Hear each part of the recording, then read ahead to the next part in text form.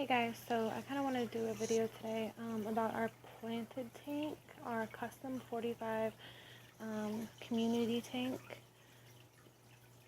I wanted to kind of show you what I have in mind, our cleaning schedule is, and how I have mine set up. So in here we've got some Amazon swords, we've got some Java fern, and I've built the little suction cup holders that they are in on the back wall.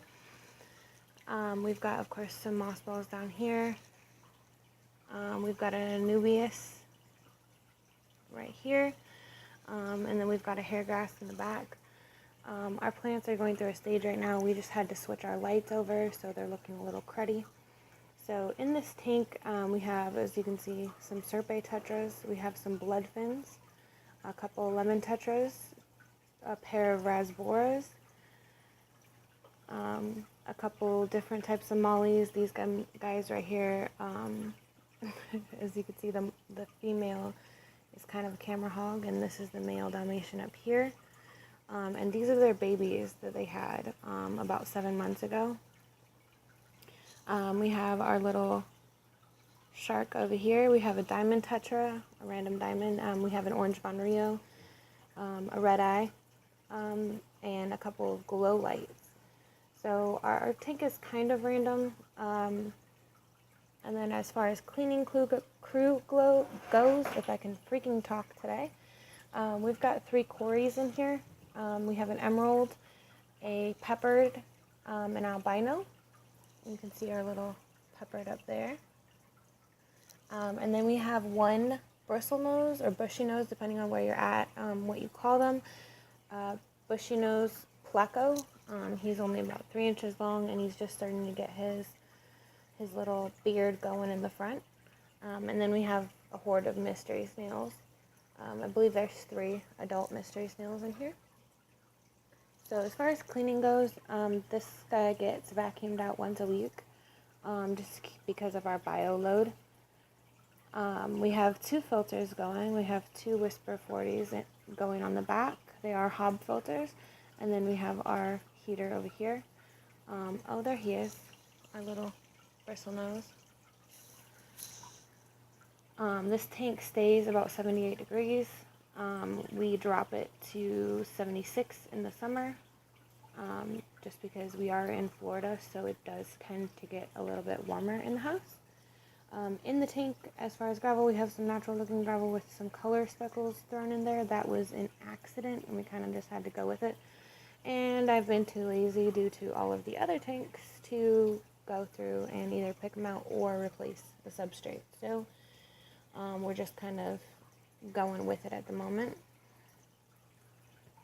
We do have a piece of lace rock back here, which is a little cave that we found at one of our LFS. And then we have a piece of slate here, which the Cories really like because the food and algae kind of stick to it. We've got some big ornate pieces of rock in there that are supposed to be just decoration rocks. And then we have a smaller piece of driftwood here. And this right here is a plexiglass shelf. It's not originally designed to go in a fish tank. It is safe for the fish tank though. And what I did is it kind of just gives it a shelf. So it kind of just brings everything up a little bit, and I've got some plants in there, and then of course my little figurine here. It just kind of gives a little bit of depth to the tank. Apparently I can't talk very well today. I have been up all morning doing water changes, so the pea puffers, the betas, the African black claws, the orandas, and the cichlids have all gotten water changes.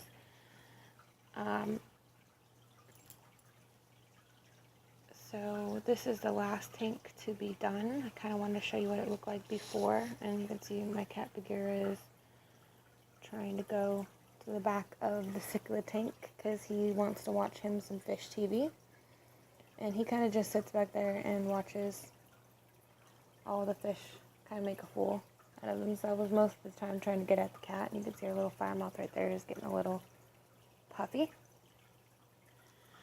I have done feeding videos for this tank and the cichlid tank, and I will do one more before the cichlid tank gets broken down.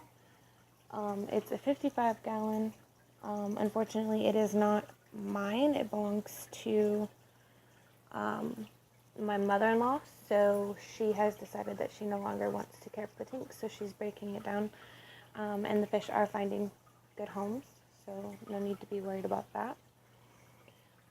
We just went through kind of a little bit of a battle. This tank decided that out of nowhere, for no apparent reason, that it wanted to develop ick. So a lot of our fish in here didn't get affected by it. Luckily, our little cories weren't affected at all. Our serpes did very well. They held their color, they didn't develop spots, they didn't act lethargic or anything. Really the only thing that we lost completely is we lost 2 of our bloodfin tetras.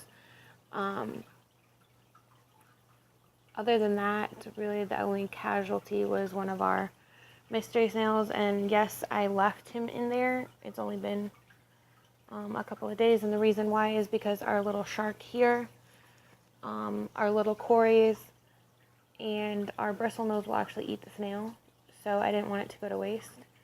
And they have been, as you can see, he's picking at it right now.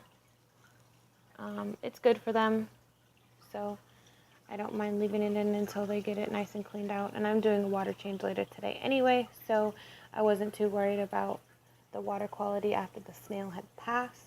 Of course, the other fish that passed away, they were taken out immediately. I treated my tank with Riddick. It tends to be the best for my tank. It works well for me. I know everybody's got different opinions on everything. I also slightly turned up my heat. I didn't want to completely bake the tank as I normally would, and I didn't move them into a quarantine tank this time because, frankly, it's a lot of fish. And setting up a bigger quarantine tank, I have a 10-gallon that's constantly set up and running in case of emergencies out in the garage, but given the fact that so many of our fish, like our mollies and rasboras and our bloodfins, were affected, there just wasn't a point to taking our fish out and quarantining them to treat them, so I just treated the tank itself.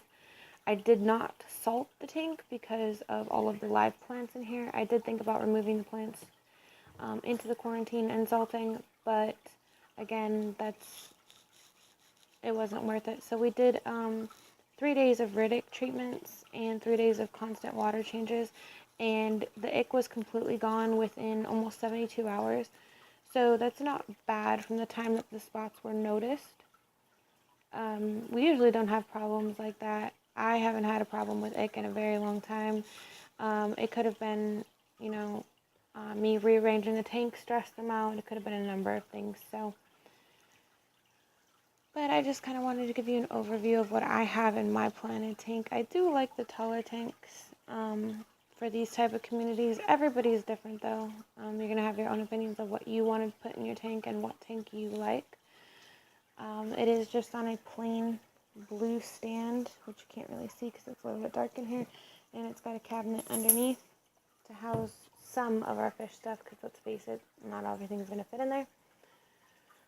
The fish that are being moved out of this tank are the mollies. All of the mollies are being moved out of this tank to go into a 10-gallon,